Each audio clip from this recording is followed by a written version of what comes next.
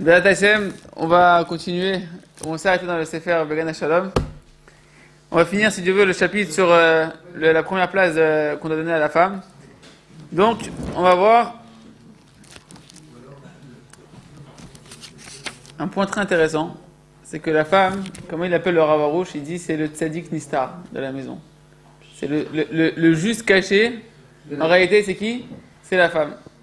Et le Rav explique que si un homme il veut monter spirituellement de niveau, il veut grandir spirituellement, qu'il sache clairement que tant que sa femme, elle sent qu'elle a la première place et qu'elle est au-dessus de tout dans le cœur de son mari, alors, du fait qu'elle va être remplie de joie et de simra, etc., elle pourra non seulement surmonter toutes les épreuves qu'elle a dans la vie, toutes les difficultés, etc., mais ce qui est surtout très important, c'est qu'elle va se transformer en une aide extraordinaire pour son mari.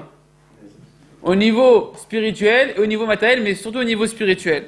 Et tout ce que auparavant la femme elle pouvait avoir comme opposition dans les volontés que son mari avait d'évoluer spirituellement, etc., tous les endroits où elle pouvait lui dire non, alors elle va commencer à lui dire oui. À partir de quel moment? Quand elle va réellement sentir une confiance qu'elle a la première place dans le cœur de son mari. Et il dit non seulement que la femme elle va faire son rôle qu'elle doit faire de la meilleure façon possible, et là, simplement aussi, elle va pousser le mari de manière dévoilée, de manière même sans que le mari s'en rende compte, elle va le pousser à grandir de manière extraordinaire spirituellement et matériellement. Et il dit, c'est ça le secret qu'ils ont dit Chachamim. Ils ont dit un secret, ils ont dit une phrase comme ça, que nous on ne comprend pas forcément. C'est Leolam Adam Zahir Birvod Ishto, She'en Abracha Metsuya Beto Shel Adam, et la Bishvid Ishto. Un homme doit toujours faire attention à l'honneur qu'il donne à sa femme, parce que la bracha qu'un homme il a dans sa maison, elle n'est là que par le mérite qu'il donne de l'honneur à sa femme. Vous avez bien compris? C'est-à-dire que toute la bracha qu'il y a dans la maison, c'est par le mérite que tu honores ta femme. Alors c'est pour ça que Chachamim nous dit tu dois faire très attention à honorer ta femme. Ça c'est dans la couche Shimoni. Et le Rav il dit attention, nous toujours quand on entend cette parole-là, on croit que c'est au niveau matériel. Que toute la parnassa que tu as à la maison, c'est parce que tu honores ta femme. Alors il a dit, je crois que Chachamim, il se préoccupe de ta richesse matérielle. C'est bien, c'est gentil la richesse matérielle. Mais Chachamim, quand il te parle de richesse, c'est richesse matérielle, mais surtout aussi richesse spirituelle. Tout ce qu'un homme va avoir comme liberté de pouvoir aller étudier, de pouvoir sentir la Kadosh Baruch Hu dans son étude, dans cette fille-là, et que sa femme elle va être heureuse qu'elle est dans ce chemin-là, ça provient de quoi? Du kavod que tu donnes à ta femme. Et il dit, et pourquoi on se rend pas compte de ça? Parce que tout ce qui tourne autour de la femme, c'est un sujet qui est caché. La femme, elle a une notion, elle renferme une notion qui est le fait qu'elle est cachée, qu'on la voit pas. Comment on voit ça? Déjà, la femme, où est-ce qu'elle est sa place? La femme, la place d'une réelle femme, à part dans la génération de l'émancipation de la femme, etc., qui est dans la cuisine, à la maison. Une femme normalement, c'est vrai qu'aujourd'hui les femmes elles veulent être dehors, etc., parce que le monde il est c'est un peu le balagan. Mais la place de la femme normalement, c'est qu'elle est à la maison.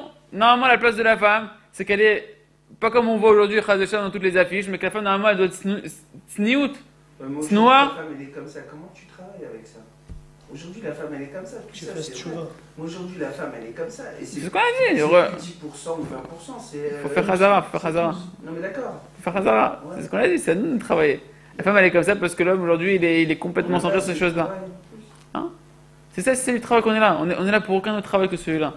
Le problème c'est que Sarah vient nous faire travailler sur autre chose. Mais l'essentiel de pourquoi tu es ici, Zohar il dit un homme.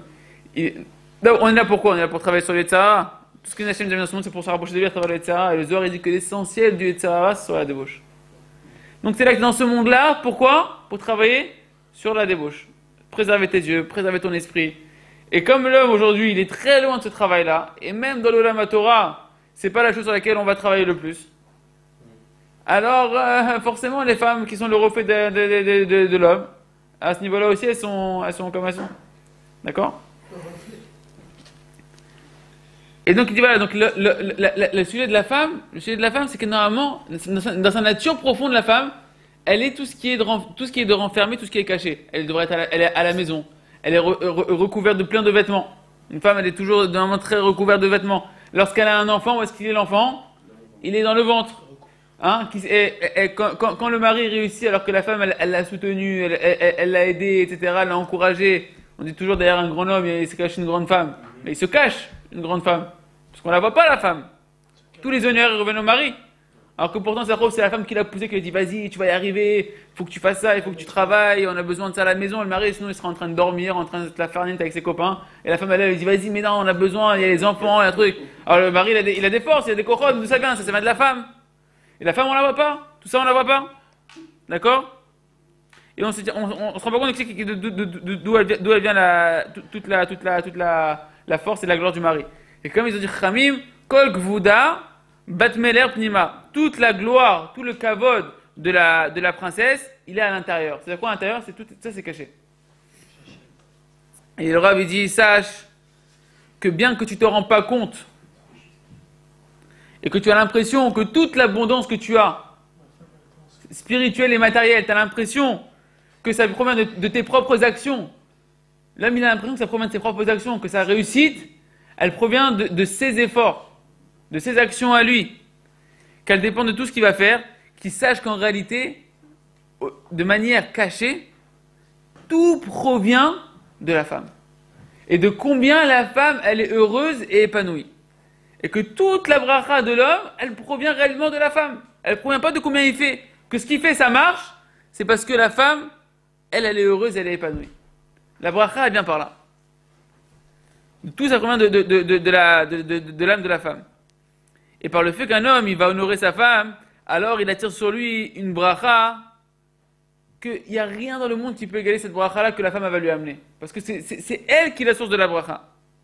Et si un homme, il apprend bien à utiliser ce qu'Akadosh Baruch Hu lui a mis, sa femme, mais l'utilisait pas dans le sens péjoratif du thème, à honorer sa femme, à faire ce que la Torah demande de faire envers sa femme, alors l'homme va attirer sur lui la bracha, spirituelle et matérielle. Et c'est ce qu'il a dit Rabbi Akiva à ses élèves. Rabbi Akiva, sa femme, elle l'a envoyé étudier, et lorsqu'il est revenu avec ses 24 000 élèves, il est revenu voir sa femme, il a dit, sache, il a dit à ses élèves, Sheli, Veshelachem, Shelahi. Ce qui est à moi, tout mon niveau à moi que vous me voyez en tant que Rabbi Akiva, on dit que toute la Torah chez BLP, toute la Gemara, la Mishnah, etc., ça provient, il est la racine de la Torah chez BLP. Une des racines de la Torah chez BLP, c'est la Torah orale, c'est Rabbi Akiva. Et tous ces 24 000 élèves qu'il a eu Rabbi Akiva, il dit, sachez que tout ce que vous voyez, que vous avez l'impression qu'on a étudié, que j'ai étudié avec vous, etc., et qu'on a fait des efforts, etc., il dit, sachez que tout ça provient de ma femme. Ça provient de ma femme. Et qui c'est qui l'a envoyé au Beth Midrash? C'est sa femme. Et lorsqu'il est revenu, après des années d'absence, qu'est-ce qu'il a entendu? Il a entendu à la porte sa femme qui parlait et qui disait, mon mari, ça fait tant d'années qu'il est parti, mais si jamais il pouvait m'entendre, qu'il reparte encore étudier. Rabbi Akiva dit, ah d'accord, ok, alors je repars. Il est reparti étudier. Pourquoi sa femme elle a donné le réchout? Mais pourquoi sa femme elle a donné le réchout à Rabbi Akiva? Pourquoi elle a donné l'autorisation à Rabbi Akiva d'étudier? Parce que Rabbi Akiva, il savait honorer sa femme. Il savait donner à sa femme le sentiment qu'elle était au-dessus de tout. Et une femme qui a ce sentiment-là, alors elle amène la bracha à son mari et elle lui donne à son mari d'aller dans les missions que le mari doit mener, que ce soit matériellement et surtout spirituellement. Et le Baal Shem Tov, il a dit que si jamais il avait gardé sa première femme, quand il a perdu sa première femme, il a dit, si j'avais gardé ma première femme et qu'elle était vivante encore maintenant, alors j'aurais mérité des niveaux extrêmement hauts, jusqu'à ce que j'aurais pu monter dans une tornade de feu en plein milieu du chouk de Mézibouz, c'est là où était le Baal Shem Tov, le chouk c'est le marché, devant tout le monde, j'aurais pu monter dans une tempête de feu vers Akadosh Baruch Hu. Et pas comme Eliaou Hanavi, qui lui est monté au ciel dans une tornade de feu, mais c'était loin du regard de tous les hommes. C'était dans un endroit retiré. Vous voulez dire le Baal Shem Tov qu'il aurait pu arriver à un niveau d'élévation vers Akadosh Baruch Hu extrêmement grand, encore plus gros que celui d'Eliaou Hanavi, si seulement quoi? S'il avait gardé sa première femme. Pourquoi? Parce que la femme, et surtout la première femme d'un premier mariage, elle peut amener l'homme, elle est programmée pour amener l'homme au niveau le plus grand qui peut arriver. Et il n'y a que elle qui peut l'amener. Il n'y a que elle qui peut l'amener. Et c'est pour ça qu'un premier mariage, il y a des difficultés qui sont très dures. Parce que Kadosh Baruch Hu, à travers ta femme, il te fait travailler sur ce que tu dois travailler pour arriver au niveau le plus haut. Et si tu suis le bon chemin, que tu apprends à honorer ta femme, à savoir écouter les reproches de ta femme qu'elle te fait pour te construire à toi, alors tu vas commencer à te travailler réellement intérieurement. C'est pas que tu vas te travailler extérieurement devant les copains et devant ton propre miroir de dire ouais je suis quelqu'un et j'avance dans la Torah et ma femme ne comprend rien, etc. Non, tu vas te travailler à l'intérieur. Et tu vas commencer à dévoiler réellement tes forces que tu as cachées à l'intérieur. Et c'est qui le décapsuleur de ces forces-là? Ta femme.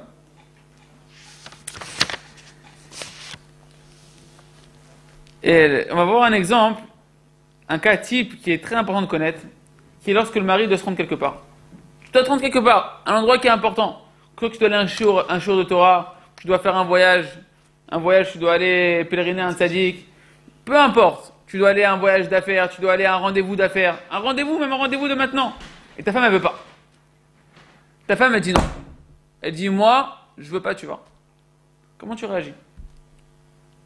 C'est un cas très pratique, très fréquent, qui arrive souvent. Et là, il y a soit ta femme, tu l'as drivé, tu l'as déjà brisé tellement de fois qu'elle n'ose plus parce qu'elle a peur de toi. Et bon, dans ce cas-là, tu peux pas du tout profiter du cadeau qu'Hachem t'a mis dans ta femme, parce que tu as brisé tout l'intermédiaire que Kadosh Baruch Hu il met pour te rapprocher de lui et te construire. Mais si jamais tu fais le tchouva et que tu vas dans ce chemin-là, alors il doit savoir la première chose, que c'est Kadosh Baruch Hu qui fixe les choses.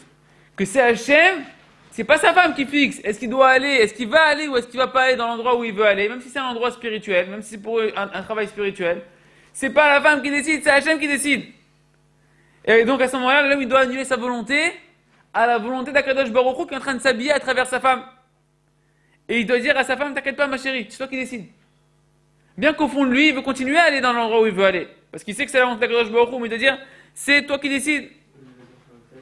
Hein? Il fait le canard. Mais là, ce que nous on est en train d'apprendre, c'est que c'est pas en train de faire comprendre, parce que tu es en train de voir que c'est pas ta femme qui est là, mais que c'est Akadosh Baruch Hu qui est en train de te dire que pour l'instant tu vas pas. Et ça, hein? J'ai pas envie de taille. Elle dit que j'ai pas envie que t'ailles. Ah, c'est pas si simple que ça. On va voir que c'est pas si simple que ça. Mais c'est Akadosh Baruch Hu qui fait qu'il te met un obstacle. Parce que j'ai pas envie de ta prière. Chas v'shalom. Alors là, on va voir. Attends un petit peu, si après c'est pas clair, on revient sur ce point, d'accord? Mais et si elle le dit devant tout le monde?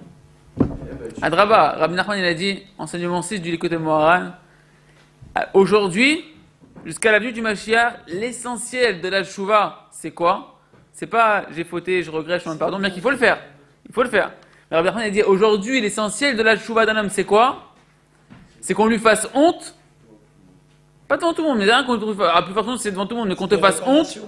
Et que toi, tu te taises avec ta bouche. Et que même dans ton cœur, tu n'en veuilles pas à la personne. Et que tu vois que c'est Akadosh Baruch Hu qui t'a envoyé cette honte-là pour te réparer tes fautes et que tu l'acceptes avec amour. C'est ça la tchouva. Ikara tchouva, ishma bizyono, idam veishtok. Ah, c'est un vrai travail. C'est un vrai travail. Pendant des années, un homme, il peut faire honte à Akadosh Baruch Hu, il faut, il n'y a aucun problème, et je m'en fous, etc. Devant le roi des rois. Alors Akadosh Baruch Hu, il t'envoie des petits. Et le rabbi dit, c'est un grand cadeau quand les hontes, elles viennent à travers la femme. Parce que c'est à la maison, personne ne voit, c'est discret, accepte ça. Sinon Akadosh Baruch Hu va devoir t'envoyer des purifications un peu plus costauds, des tchouvas un peu plus costauds. Parce que c'est quoi quand ça au travail, qu'on te fait honte, tout le monde est au courant, que c'est en public, tout le monde est au courant. Et comme ça, c'est les Ravarouche, Rafaérez, les Tamidim de Rav Berman, c'est beaucoup comme ça que accepte les hontes que tes enfants ils te font, que ta femme ils te font à la maison, parce que c'est les hontes les plus faciles à accepter, qui font le moins de mal au final. Parce qu'au final, personne n'est au courant. C'est des petites hontes. C'est pas dans le journal de la communauté, tout le monde est au courant de qu'un tel, il lui est arrivé ça et ça. Chas v'shalom. On revient. Donc comment il doit faire? Première chose, c'est Akadosh Baruch Hu qui fixe les choses. Et c'est lui qui va décider que je vais aller ou que je vais pas aller. Donc il dit à sa femme, ma chérie, c'est toi qui décides. C'est toi qui décides si je veux ou si je veux pas. Et si jamais tu veux que j'y aille, j'irai, sinon je resterai. Et là, le vrai travail, c'est qu'il faut réellement penser ce qu'on dit. Il faut réellement penser à ce qu'on dit et être sincère. Être capable d'enlever son manteau. Poser son manteau, s'asseoir. Et montrer à sa femme que je suis prêt à rester à la maison. Mais, et c'est là où est tout le travail, qu'on ne fait pas le canard. Et c'est pas, je voulais aller à un cours de Torah, ma femme m'a dit non, je dis, bon, ben, miskin, je peux pas aller au cours de Torah, ben, je reste à la maison. Et puis, je suis content et je peux aller dormir. Parce qu'il y a un grand Yetzara comme ça aussi. Quand on entend ces paroles-là, il y a un Yetzara comme ça. Le Rav, il dit pas du tout. Je dis ça parce que t'as la foi que l'obstacle, c'est Hachem qui le met. Mais Hachem, c'est pas qu'il veut pas que tu ailles prier. C'est pas qu'il veut pas que tu ailles au cours de Torah. Hachem, il a une autre raison. Et toi, à ce moment-là, tu dois prier dans ton cœur, Ribono Shalom, je veux aller à ce cours de Torah. Je veux aller étudier. Je veux aller prier. Mais je veux pas que ce soit sur le compte de ma femme. Je veux pas que ce soit sur la tristesse de ma femme. Je veux pas que ce soit avec l'amertume de ma femme. Sinon, qu'est-ce que j'ai gagné? Que ma femme elle soit en colère, que ma femme elle soit écœurée de la Torah parce que je vais faire ceci, cela. Non, je veux et faire ta volonté d'aller étudier, d'aller prier, et que ma femme elle soit heureuse et qu'elle me laisse d'un cœur entier aller là-bas. Et comme ça, tu dois prier sans que ta femme elle voie, intensément dans ton cœur. Mais devant ta femme, pas de problème, je reste. Parce que tant que la femme elle veut pas, c'est qu'Akadosh Baruch Hu, à travers la femme, il te met un empêchement. C'est pas ta femme, c'est ta femme, on fait que ça passe par elle que ça t'empêche. Et tu dois prier, tu dis Hachem, je t'en prie, mets dans son cœur que si elle me laisse partir avec un cœur joyeux. Tu peux toi, Hachem, c'est toi qui as mis l'obstacle. Tu veux que j'aille au final. Qu'elle me laisse, qu'au final, elle me dit, ok mon chéri, tu peux aller avec plaisir. Ça fait plaisir que tu ailles. Et que si la mère ne veut pas que j'y aille, alors aide-moi, Kadosh Baruch Hu, à accepter avec foi, parce qu'il se peut que l'obstacle ne se lève pas. Si jamais tu fais pas que ma femme elle accepte, aide-moi à accepter avec foi que je dois rester ici et que c'est ta volonté que je reste ici aujourd'hui. Et de l'accepter avec joie. Et que je reste avec joie, pas je reste et je fais la tête. Ça arrive que tu restes, ok, tu te soumets, tu as entendu le shiur, tu as répété le shiur, tu as étudié le livre, tu as revu le livre, ses paroles. Tu dis, ok, allez, je dois rester, je reste. Mais tu lui fais la tête à la femme et tu lui fais la misère, elle me laisse-moi tranquille, voilà, je suis dans mon lit, je boude, ou je suis dans mon livre, je suis dans ce que tu veux. Non, tu dis, Hachem, si je dois rester, que je reste, besimcha, be'emuna, besimcha shlema. Et le Rav dit, si jamais un homme, il pense réellement ça, et qui dit réellement à sa femme que c'est toi qui fixes tout, et si tu veux que je reste avec joie, je reste, etc. Il dit, dans la plupart des cas, sa femme, elle va le laisser partir. Mais de toutes les manières, tu gagnes tout de suite deux choses. Qu'est-ce que tu gagnes? Première chose que tu gagnes, c'est que tu as donné à ta femme déjà la première place et que le bon sentiment qu'elle devait recevoir. Et donc, comme on a dit, quand la femme a ça, ça amène la bracha, et ta femme elle est heureuse, et ça amène toute la bracha dans la maison, et quoi qu'il arrive, tu es gagnant à ce niveau-là. Deuxième chose, et donc si jamais l'obstacle il venait que la femme, peut-être, parce que qu'est-ce qu'on a dit? On a dit que dès que la femme elle sent une concurrence, que ce soit une femme, une autre femme, ou que ce soit peu importe quoi, même spirituel, même que ce soit l'imoud à Torah, même que ce soit la prière, ou le rav, etc.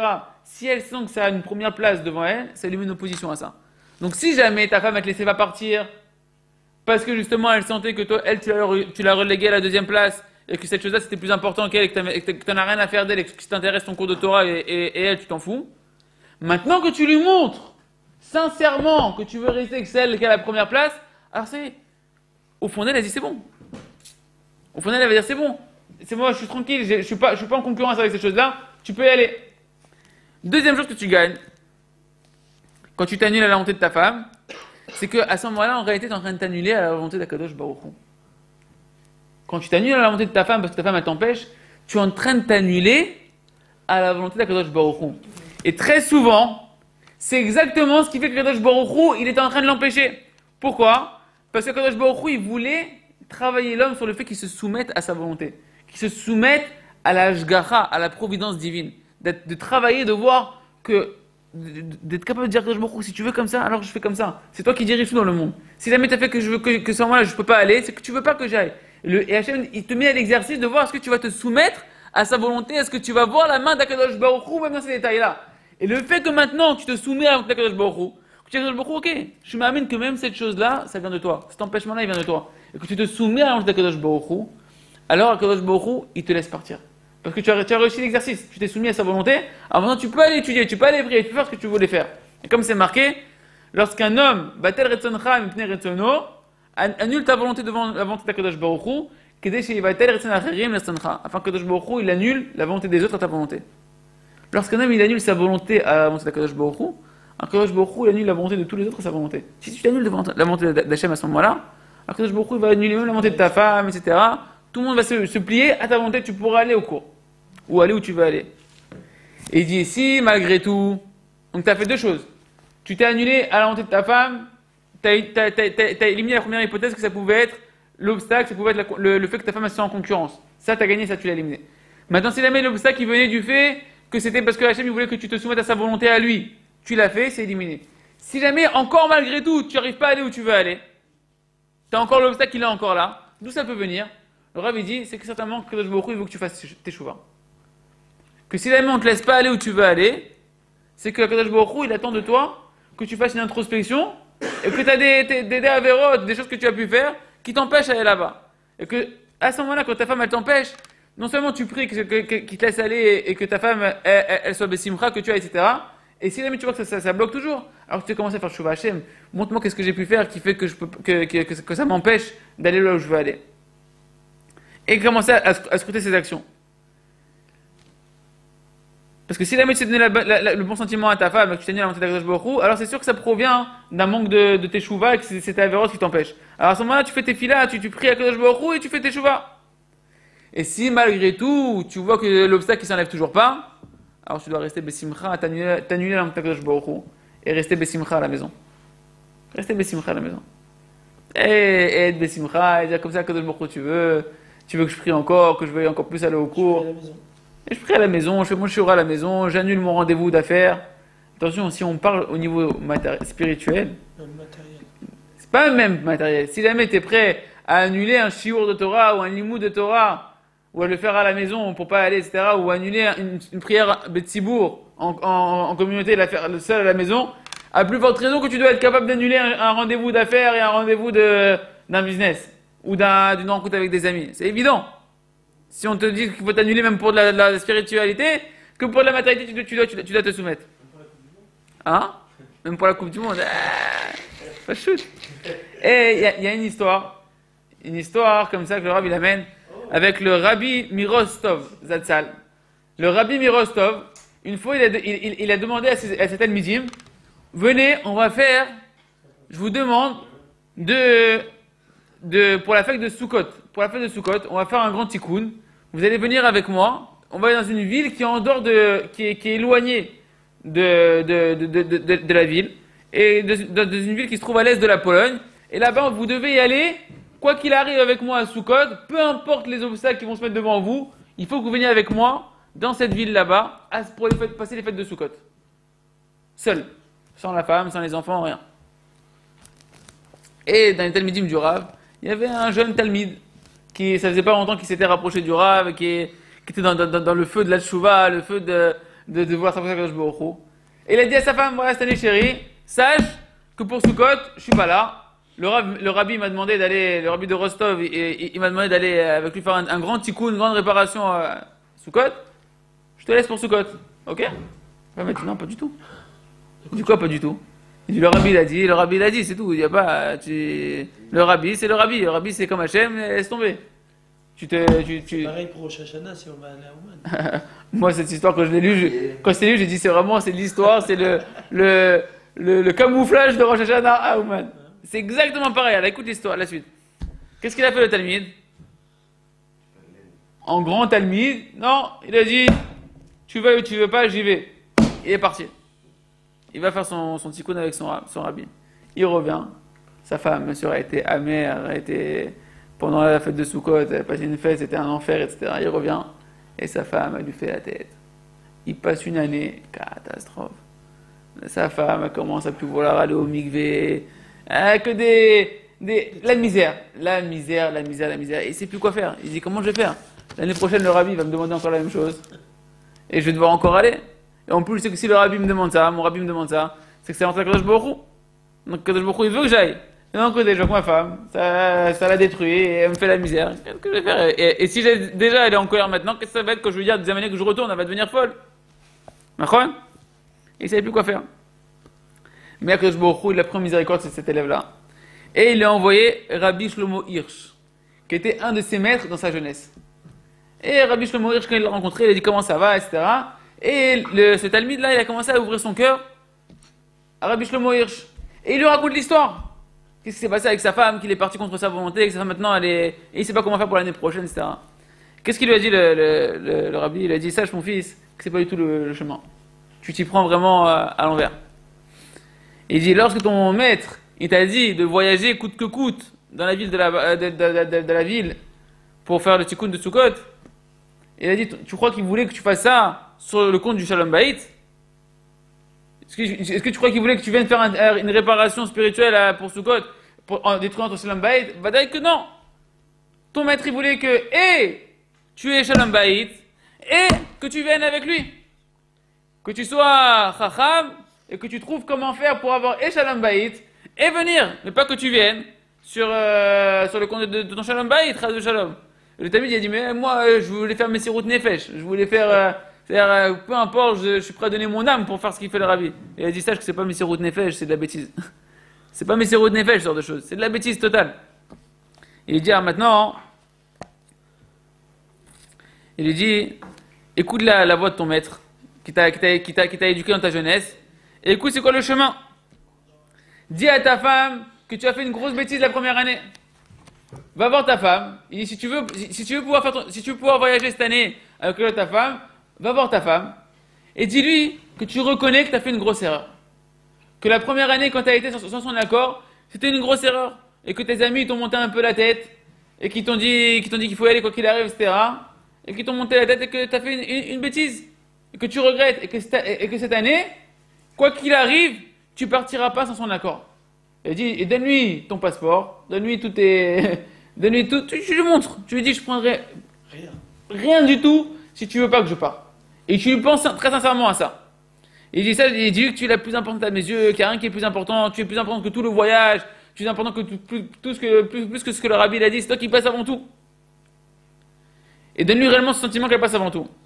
Il a dit, une fois que tu as fait ça, trouve un moment donné où tu es libre. Un jour où tu es libre du travail, ou un moment donné où tu arrives à trouver un moment de libre. Un endroit où tu vas être tranquille, où il n'y a pas beaucoup de gens. Et va faire là-bas un jour entier de prière et de supplication à Kadosh Baruch Hu. Il a dit, parce que c'est une ségoula pour obtenir des délivrances, de faire une journée de prière. Comme c'est marqué, on dit ça dans le Teilim 86, Honeni Adonai ki elecha echa kol hayom. Prends-moi en grâce par bonté gratuite à Kadosh Baruch Hu, car vers toi j'ai crié toute la journée. Kol hayom. Il a dit, sache que c'est David Amelech qui a dévoilé ici un secret. Si tu pries sur un sujet toute la journée, parce que tu dis que tu veux réellement y aller, c'est quoi un jour pour quelqu'un qui dit que c'est plus que tout, c'est quelque chose que je veux à tout prix faire. Tu fais un jour, tu pries à Kadosh Baruch Hu, et tu verras que tu auras une Yeshua. Tu auras une délivrance. Et demande à Kadosh Baruch Hu qui te pardonne sur le fait que tu as fait de la peine à ta femme l'année d'avant. Parce que ça a éveillé des rigueurs dans le ciel. Que ta femme elle a pleuré, ça a éveillé des rigueurs terribles dans le ciel. Et qui donne dans le cœur de ta femme, qu'elle te pardonne d'un cœur entier. Et si tu demandes à Kadosh Baruch Hu pardon que tu as été dans un chemin qui était opposé à la Emouna. Demande pardon à Kadosh Baruch Hu que tu as été dans un chemin qui allait à l'encontre de la Emouna.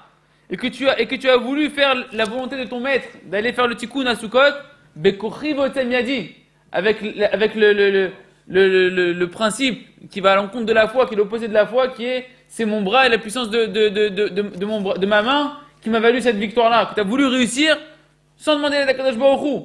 Tu as voulu réussir moi, c'est moi que je vais réussir et je vais y aller, que tu veux ou que tu veux pas, orgueil. Exactement. Tout l'opposé de la main. Il t'a dit, demande pardon à